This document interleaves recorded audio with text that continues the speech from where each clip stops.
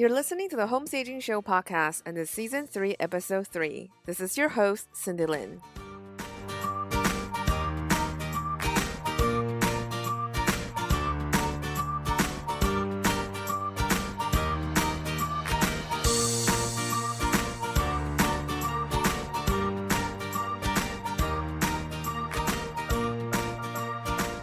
Hi guys, welcome back to the Home Staging Show podcast, where we talk about all things real estate, home staging, and selling your home to live or to sell. I hope you had enjoyed the last episode with Lara Gaskill on mindful clutter clearing, the first part of our 3-part series on mindset. It's been kind of a crazy and interesting week around here. I was serving my jury duty for 2 days and was actually a potential juror until the 3rd round selection. It was a very interesting process to be involved in, especially since I just binge watched Making a Murder on Netflix during the holidays. And just a quick announcement about next month's podcast and our home staging blog.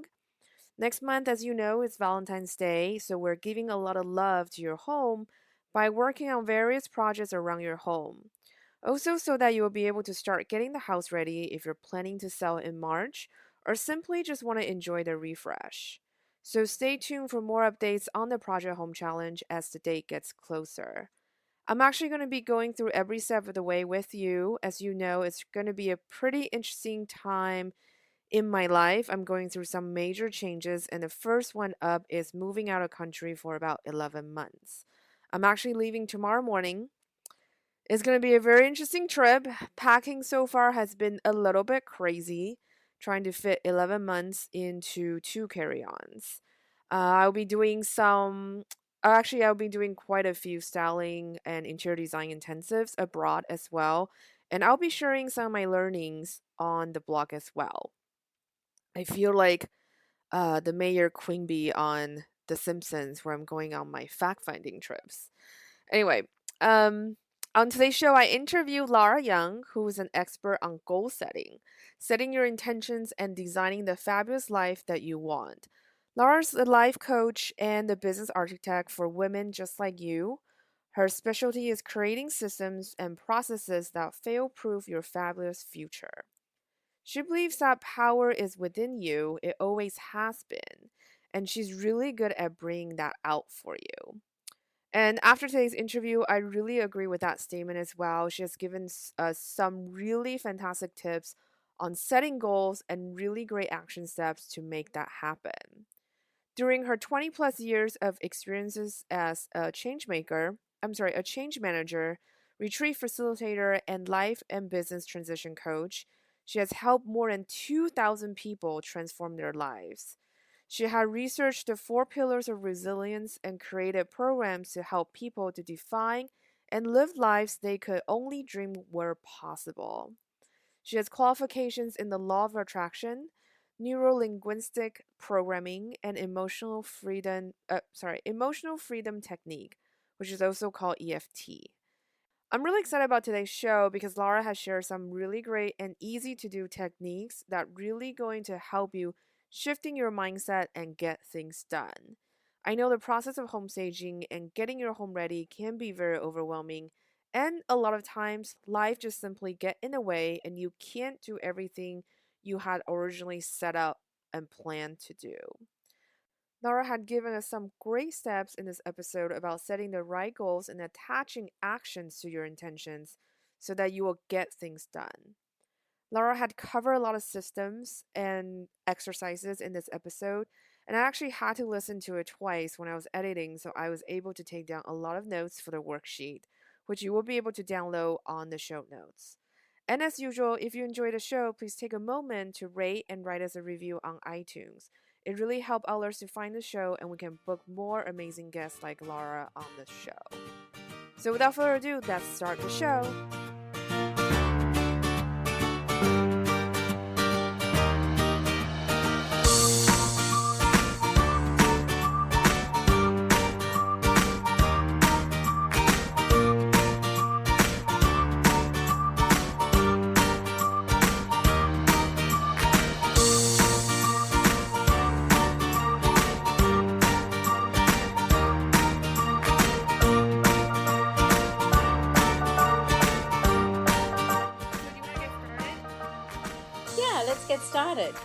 Perfect. So please tell us a little bit about yourself. So, my name's Lara Young. I'm a coach, retreat host, and a business consultant. And I have worked all over the globe, worked with clients in the US, in Europe, UK, throughout Asia and Australia. I lived in the UK for 12 years, running a consultancy and retreats business and working in the corporate world as well. And I've recently moved back to Australia for a sabbatical with my two young daughters. So I'm living at the moment by the beach in Australia, which is lovely, and really focusing on my Design Your Fabulous Future business, which is all about helping people to create lives that they love. That's so cool. I love it. I think that's so fascinating and very powerful. How did you get started in this? I think in the corporate world, I worked very much in organisational development, which is all about helping people in organisations to achieve their potential, helping organisations to create plans and strategies that will propel them forwards in times of growth. So for me, it was a natural transition when I started. I started two businesses. I started my business consultancy, which is all about developing leaders, identifying emerging talent, and coaching leaders, and helping organisations to create plans and strategy.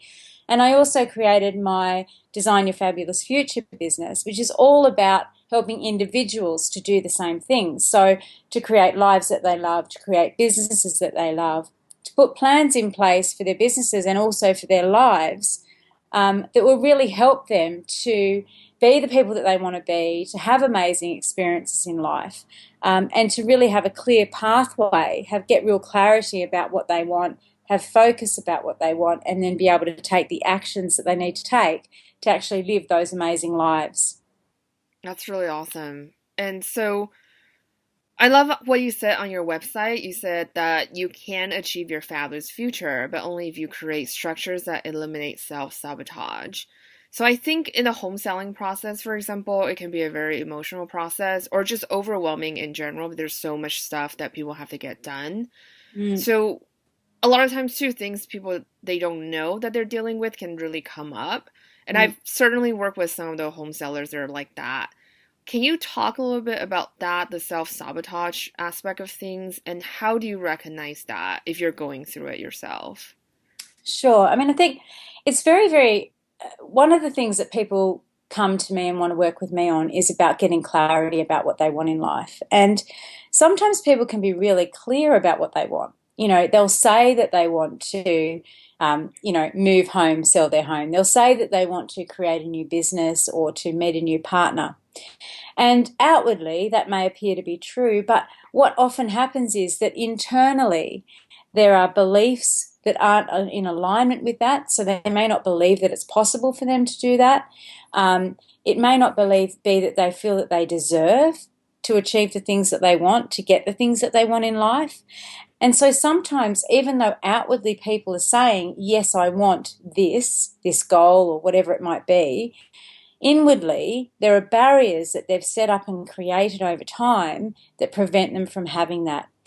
Now, a lot of of times it's because their beliefs aren't congruent or in alignment with what they're saying they want. So they don't actually believe it's possible for them. They may not believe that they deserve to have it. They may not believe that they deserve for things to go well or for things to go as planned. And so self-sabotage can kick in very much unconsciously. We can unconsciously do things that prevent us from achieving what we want to achieve. So I guess in the terms of your audience, it may be simply believing that the house isn't going to sell, or that this staging is not going to be right. It won't be the right look and feel for people. People aren't going to want to buy this. I won't attract the right buyer. The sale will fall through. There are so many things that we can do in our own minds to sabotage a perfect and positive outcome that we actually want. So you can very much recognize self-sabotage just by looking at what's happening around you. If you're keeping a diary or a journal, making notes about what your intentions are, so setting your intention for what you want, and then if that's not coming to you, if that's not happening, the end of every day, it's really useful just to write down, what you were thinking throughout that day, the sort of behaviours that you have. It may be people start to do things like procrastinate. They know that certain tasks need to be completed, but they won't do them because then that means that the goal won't be achieved. It might be they have to make a phone call, or they have to do a certain aspect of shopping, or they have to do some research. Whatever it might be that they have to do, they won't do it. They'll procrastinate because that in a way is keeping them safe and in the comfort zone of what they know. And that means that then they don't have to deal with the aspects of change that they're facing. And sometimes people are quite unaware of the fact that they are self-sabotaging. They really think that they do want the goal that they're going for. They do want to achieve the outcome. And it's only when you really start looking more deeply at the behaviours and whether their behaviours are supporting the achievement of that or not, that you can start to uncover whether or not those beliefs and behaviours are in alignment with what people want to achieve. So, I think it's worthwhile for people just to sit and reflect and ask themselves those questions if what's showing up in their lives isn't what they're necessarily wanting to have show up. That's brilliant. I love that. Oh my gosh. That's really cool. And so you're recommending maybe just to start journaling down their thoughts and kind of start seeing the patterns? Absolutely. So what I would tend to do is in the morning, I do a couple of things in my morning ritual. So I write down things that I'm grateful for, and I also write down what I intend to do in that day. So what my intentions are in terms of what I want to do, be, and have in that day. And just very simple sentences, affirmations that I send out there as being my intentions for the day. And at the end of the day, I write down what happened, just a little summary of what happened in that day. And again, I write down things that I'm grateful for in that day. And what happens is, and becomes a beautiful record because you can see manifestation happening in your life. You can see goal achievement happening, but you can also start to acknowledge some of those patterns that happen as well. So say, for example, in the morning, if I set out with an intention that I'm going to do 2 hours worth of blog writing, for example, and then at the end of the day I discover actually I did about 15 minutes and then I was distracted by social media, or a dog with a fluffy tail ran by or a shiny object appeared, then I actually know that I'm not really attending to what I wanted to get done in that day. I'm not really putting my focus and energy on it. Now, I may set the same intention again for the next day that I'm going to do that. Now, if that doesn't happen again and I start to see a pattern where I'm resisting creating those blog posts, then I need to actually sit down and say, okay, so what's the issue here? What's preventing me from doing it? And often what will happen with people is that there may be a belief that's uncovered that, no, what's the point? No one will read it. I'm not a good enough writer. It's all been done before. You can start to really unravel all of those things, all of those resistors that you're putting in place. And then it's a matter of then asking yourself the question, what else could be true in this situation? Okay, so what else could be true is that people are just waiting for this content to be released. People love reading what I've written. People are really inspired and engaged by it. And it's almost about creating another set of beliefs that really support you actually moving forward and getting that done. And at the end of the day, if you are finding that you are resisting things, that you're working on belief and some of the sabotaging behaviors like procrastination, and it's still not happening for you, then that could be an opportunity for you to say, hey, I really need to outsource this, or I really need to get some help with it, if you identify that that's really important to achieving your goals.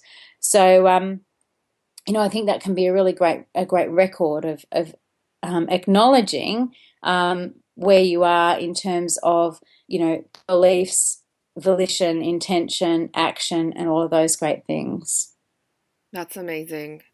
And I love that you celebrate gratitude, like you write it down in the morning and then at the end of the day as well. Can you talk a little bit about that?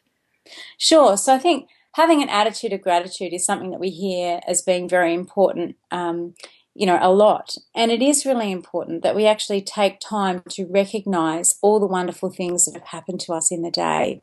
And I think sometimes people think that they have to be massive, great things, but in fact, it could be just simple things like the fact that the sun is shining. I'm really grateful and happy that, I had some beautiful fresh fruit for breakfast. It could be really relishing the smell of a cup of coffee. Actually taking the time to get in the vibration of appreciation, and being grateful for all the wonderful things in your life, it raises that energetic vibration. And as we know from the law of attraction, like attracts like. So as you get vibrationally aligned to the things that you want, then more of what you want is actually attracted into your life. And it's very true that I notice patterns in my own life. Try focusing on what I don't want instead of what I want, more of what I don't want appears. And there are some great exercises that you can do around, law of attraction, manifestation, and recognizing that in your own life simply by writing down what you're grateful for and looking at what you want in your life and seeing what's appearing for you. There's a direct correlation between focusing on what we want with an attitude of gratitude, with an attitude and a vibration of positivity, and receptivity to those things appearing in our lives, and also to the belief that we deserve to have them, to the belief that they are going to happen for us. That's amazing. Yeah, so one of the things that my clients find sometimes is when I talk about saying, an affirmation or putting an intention out there, which we always put in the present tense. So, for example, I'm really pleased and proud of the way that my home is presented, might be one. Okay, really pleased and proud of the way that my home is presented. Now, all of us have a little voice inside us, and that little voice may be saying, well, hang on a minute. No, you're not. It doesn't look really good at all. And what we need to do is to counteract that voice, counteract those sentiments by softening what we say to ourselves. And the best softener that I know is, won't it be great when? So won't it be great when I'm really happy and proud of the way that my home is presented? Because there's a different energy around that. And that little voice, that little belief system can't help but say, yes, it will be great when I'm happy and proud of the way my home is presented. So, using techniques like that can really be of benefit as well. I love that. I really love that saying. I think that's fantastic. It's such a great but easy tool to kind of shift that mindset from focusing on the negativity to the positive of what you have achieved. Yeah, absolutely. Absolutely. Yeah. And so how can someone create structure that can eliminate self-sabotage and self-doubts? I know you just mentioned that technique, but is there any other things that you recommend? Sure. I mean, I think the first thing is really to set your intention, and to set your intention or your goal in the positive and set it in the present tense. So write it down. By writing it down, we're exercising lots of different muscles. There's a correlation between the physical act of writing and what we're thinking in our minds as we write. So we're verbalizing it both on paper and in our minds. Really important that people write down their goals. So often people know that that's important, right? We all know that it's important to create a plan, to set a goal, but very few people actually take the time to do it. And research has shown that people that do actually take the time to set goals are 87% more likely to achieve them because they've put pen to paper. And that's incredible, so even just that act of writing down your intention. Now, when we're thinking about eliminating self-sabotage, that's really important. So we're clear, we've set our intention and our goal. Next, we want to align our beliefs about this so that they're really congruent, they feel good to us. So what I recommend that people do is to write down, in order for this to succeed, I need to believe that. So in order for this to succeed, I need to believe that, and to write down all the beliefs, all the positive beliefs that are going to support the achievement of that intentional goal. And these can become affirmations. Okay, so it may be simple things like, I am capable, or I am lucky, or I am able to create a fabulous home environment, or I'm able to attract my ideal clients, whatever it might be. The other thing is that you then need to support it with your behavior.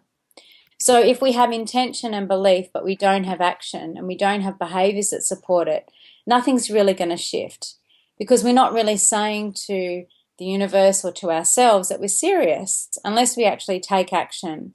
So what I recommend people do as well to avoid self-sabotage is to actually write down all the tasks and the actions that they need to take in order to achieve that goal. Okay? Write down everything that you need to do to be able to do to get to where you're going. Okay? So, and then simply by a process of completing those, by taking action and moving forwards towards your goal, then that really helps to get unstuck and to eliminate self-sabotage. That's pretty cool. That's amazing. Can you talk a little bit about what is affirmation and how does it work? So affirmation is basically a positive statement that reinforces to ourselves what we want in life. So to what we want to do, be, or have.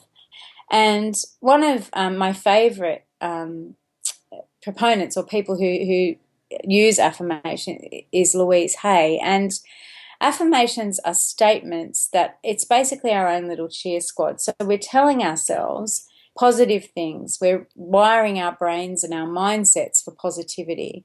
So it is generally an I am statement. So I am achieving all of my goals and dreams. You know, I am healthy and fit and I love my body.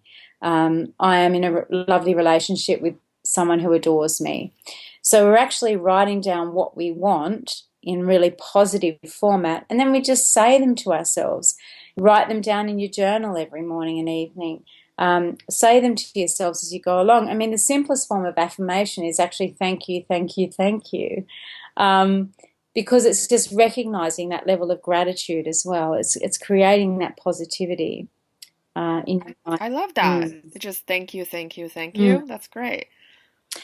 I actually felt so much better after I said that. I don't know why. Well, that's it. And I think It's great. one of the things that you can do very simply is to actually, just even as you walk, left foot, right foot, thank you, thank you, thank you. And it's like a little mantra almost.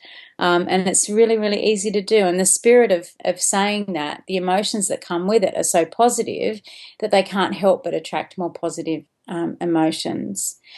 Now, I know that sometimes people actually can, they can get stuck. And action really trumps intention. If I tend to do something but I don't actually do anything, then that's an issue, right? So we can sit and we can visualize things, or we can make it a goal to do something, but unless we actually take the action, then that's an issue. And one of the activities that I've created for my clients is, if you know that you've got a goal, brainstorm all the activities in 4 different sections. So one set will be activities or tasks that you can complete in 15 minutes. The next is 30 minutes, and the next is 45 minutes, and the next is 60 minutes. And then once you've got those lists of tasks, transfer them onto 4 different colors of Post-it note. So one color for 15 minutes, one color for 30, one color for 45, and one color for 60. Put them somewhere really visible, like on your wall in your office or in your bedroom or on your bathroom mirror, wherever it might be. And start with one 15-minute task or activity that you need to complete. And to have a really, really productive and meaningful day of action, just keep taking a task off and completing it, okay? Whether it's 60, 45, 30, or 15 minutes worth. Really, really great activity to do. And that's brilliant if you're not feeling motivated. It's a great Kickstarter. And it also is inspiring because you're seeing those Post-it notes come off wherever you've put them on, and they're being achieved, they're being ticked off your list. The important thing I think to note as well is that in those Post-it notes, you can have time for self-care. So it might be, for example, one of them might be go and have a lovely bath, or go for a walk, or do an exercise class, or read a book, whatever, so that you're making sure that you're looking after your whole person and not just completely focused on task all the time, and that you're in balance. So that's, one of my top ideas really for keeping going as well. I love that. I think that is so simple and accessible. Mm. That is great. Anyone can do it. Yeah, no, it really is. It's just so simple. Different colors of post-its, and you're categorizing what you need to do. Mm. And I love that you said that action trumps intention. Because I feel like that's the thing with goal setting. I think with the new year, everyone's like, my new year resolution is blah and blah. But to set that intention is not enough. I think it's great to be able to follow up with the action step. Mm. My question from that is, what about the guilt? Because I feel like every time everybody says, "Oh, I have all these New Year's resolution," but come March, none of them might be accomplished because we never attach action items to those Mm. intentions. And then you feel guilty because you never done it. So how do we overcome I that? think the big missing piece for people when they're setting goals is understanding why they want them in the first place. Because without that Mm, why, without the motivating factor, there's no driving force. A lot of times people will have goals because they think that, well, everyone else has got them, I better have them. And, there's a litany of things around I want to be slimmer, I want to be healthier, I want to, learn a new language, make more money, whatever it might be. But the reality is, unless we stop when we are going through the goal setting process and ask ourselves, what will this get for me or enable me to do? And that's a very, very simple question. What will this get for me or enable me to do? And this exercise that I'm going to recommend that people do is to ask themselves that question and then ask themselves, what else? What else? What else? And to keep going. Because as we ask ourselves that question, what happens is we move from tangible outcomes in terms of, so say, for example, if my goal is to um, make more money, make X amount of money this year, that's my intention. What will this get for me or enable me to do? It'll enable me to, go on holiday. What else will enable me to do? It'll enable me to have a more free lifestyle. What else will this enable me to do? It'll mean that I've got freedom. And ultimately, we want to get to a word like freedom, a value based word, because that's so much more motivating than some of the other things that we've got sort of a little bit lower down the list. People are more motivated by values. And obviously the material things are great as well, but they're more motivated by the value response of what something's going to get for them than some of those other things. So that's that is one of my tips, to actually make sure that you understand what is this going to get for you, enable you to do. So, if I want to be a size 10, what's this going to get for you, enable you to do? It's going to mean that I'm going to fit more comfortably in my clothes. It's going to mean that I'm feeling fitter and healthier. It's going to mean that I feel more confident. So at the end of the day, what I want to achieve is confidence, right? So the other thing then as well is supporting all of that is to make sure that you have some kind of visual representation and a sensory representation of what you want to achieve. So what does my outcome look and feel like to me? I love creating vision boards and vision books, to really be that beautiful representation, like it's an artwork in your home, essentially, of all the things that you want to do, be, and have. And a lot of people will go through that process and just cut out papers, pictures, and words. And it's actually about the important other step, which is making sure that those pictures and words actually have that emotional response for you as you're looking at them and experiencing them. That you are, when you look at that vision board, it does evoke for you those value words. So does this vision board evoke confidence? Does it evoke freedom? Does it evoke love? All of the things that I want to ultimately have, that my New Year's resolutions, are about. So really important to do that. I think that, people don't visualize and they don't get to the bottom of what's really motivating me to actually achieve what I want. that is brilliant. I love that. Um, I want to talk a little bit about Mm-hmm. clarity because it's something that you work with a lot. That we definitely talk about it today as well. About clarity, figure out the why, focus and Mm-hmm. action. What is clarity and how can you create these three things and apply them in your life? Mm.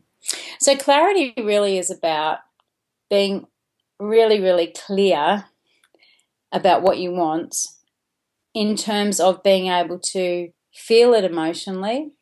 I know that that's what I want because it lights me up inside. I feel excited and passionate about it. To be able to visualize yourself having it, being able to visualize the outcome. The important thing is that clarity about what you want is sometimes can be very diluted, um, Mm. particularly if you are, the different roles we play in life, other people's needs we sometimes put before our own. So sometimes what I find with my clients is that they find it really hard to know what they want. And to get clarity, you really need to take the time to sit. And it's not just an instantaneous process either. You need to actually do some reflection, ask yourself some questions, and really get in tune with yourself as to what it is that you like, what it is that you're passionate about, what it is that you'd like to experience. And clarity is really important because unless we know what to focus on, then again, we haven't got strong intentions, we haven't got strong beliefs, and then therefore we're unlikely to manifest or to bring that into our lives. So the key there is, getting clear about what you want, focusing on that and taking the action to get there.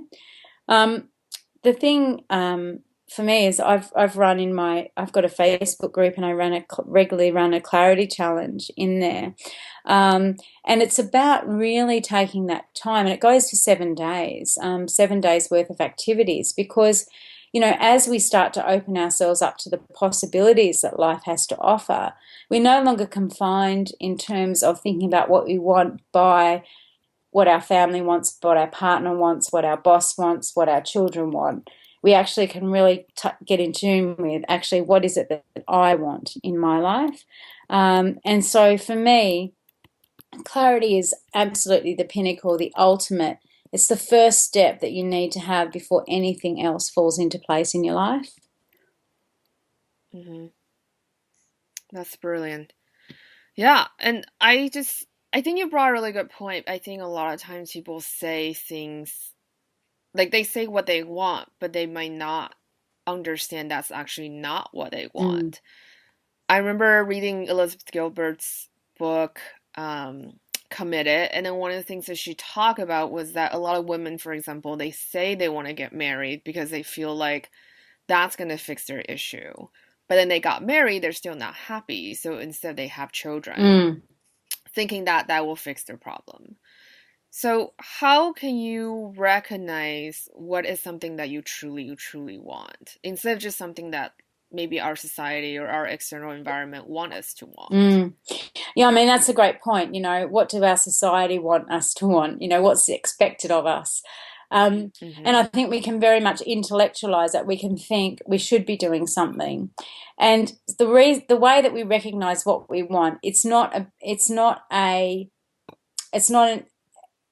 about how we feel. So wanting something, desiring something, and knowing that that is really about us is an emotional response. It feels good. We feel excited about it. We start to feel passionate about it. We wake up, it lights us up.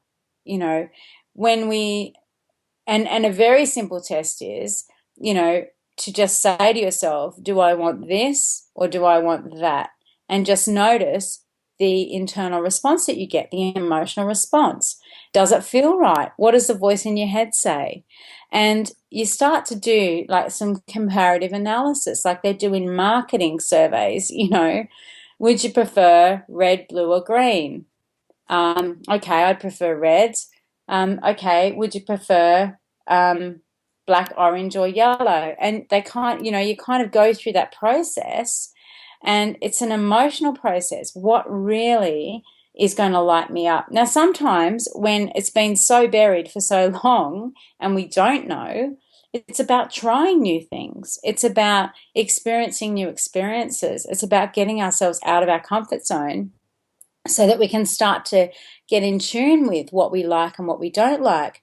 Some very simple exercises that you can do to start to get in tune with that is to do two things. One week, say yes to everything for a week. So, yes to all invitations, yes to anything that comes your way. trying a new food, whatever it might be. And then the next week, say no to things that you don't want to do. And it's practice, you're building a muscle, you're building the system where you're recognizing what really makes you sing. And for some of us, it can take longer than others, especially, as you say, if we've been doing what's been expected of us, going to school, going to university, getting married, having children, etc., rather than actually sort of taking time to think about what it is, who we really are, and what really do we want. So I'd really recommend those exercises to people, definitely. That's very interesting. And so, putting it all together, how can someone go about and design the life that they want? So I think the very first thing is to get clear about what you want, and to divide that into different categories. There's a very common tool in coaching called the Wheel of Life, and basically it divides life into typically 6 or 8 different areas. I tend to use 6. So I would suggest that people look at their lifestyle, which includes hobbies, their environment, so where they live, those kind of things. It looks at work, so what you're doing to either earn money, or the work that you do if you're a stay-at-home mum or dad. What does that entail for you? Looking at money, so how do you want your financial life to be? Looking at your health and well-being. So, what do you want what shape is that in, and where do you want that to be? Looking at your self-development, so how you actually grow and develop yourself and explore and experience the world. And then the other one is your love life and relationships. So take a look at each of those areas of your life and think about, well, if I had a scale of 1 to 5, where 1 is not great and 5 is woohoo, where am I on that scale? And then think about, well, where do I want to be? And just start to really think about and put pen to paper around, how do I want my love life to look? How do I want my health to look and feel? How do I want my financial life to be, etc.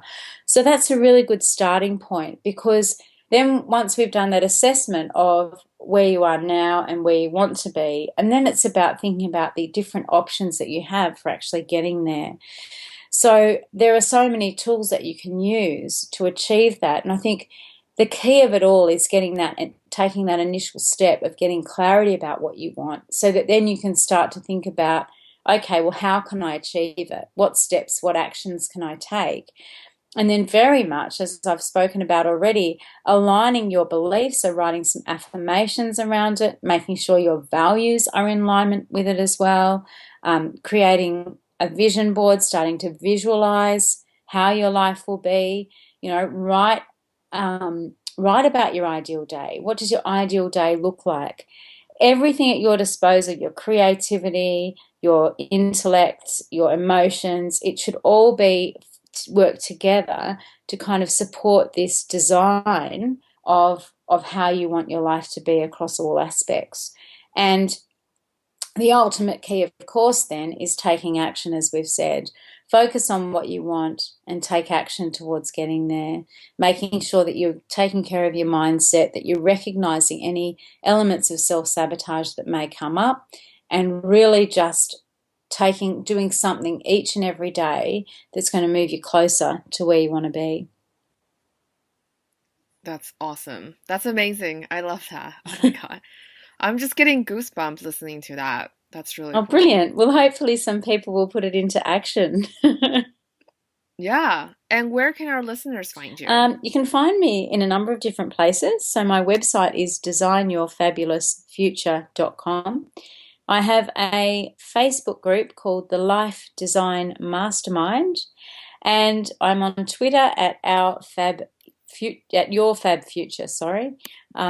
Fab Future on Twitter. So lots of different places to find me. You can email me as well, Lara at designyourfabulousfuture.com. And I'm always, happy to answer any questions. There's lots of free resources in my Life Design Mastermind. We run a lot of challenges and some free mini e-courses and things like that as well. So some great resources there. That's very cool. Thank you so much. My last question for you is, what is the one tip you'll give to our listeners when it comes to setting intention and goals for this year and beyond? My one tip is to focus on what you want, not to try and do too many things at once, because that can cause overwhelm. So focus on what you want, the keys that will make a difference for you. Use your visualization and intention, and ultimately take action. That's awesome. Thank you so My much for today's pleasure. conversation. I really appreciate it. My pleasure. It's been lovely to be here. Thank you Yeah. for having me. Yeah, you were really fantastic. I love that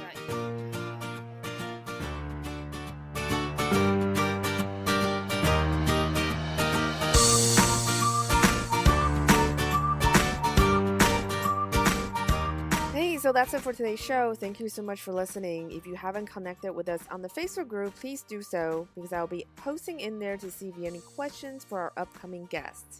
I'm also currently looking for more guests to be on the show for Season 3 and Season 4 if you know of anyone or wants to suggest someone. Please definitely let me know. If you enjoyed today's episode, please leave us a review and a rating on iTunes, SoundCloud, or Stitcher. It only takes you about 50 seconds to do so, but this will help us to keep the show going. As usual, feel free to ask any questions on the show notes or in our private Facebook group. You can find the show notes by going to www.stagemore.com/podcast. That's it. Thank you so much and have a fantastic week and happy staging.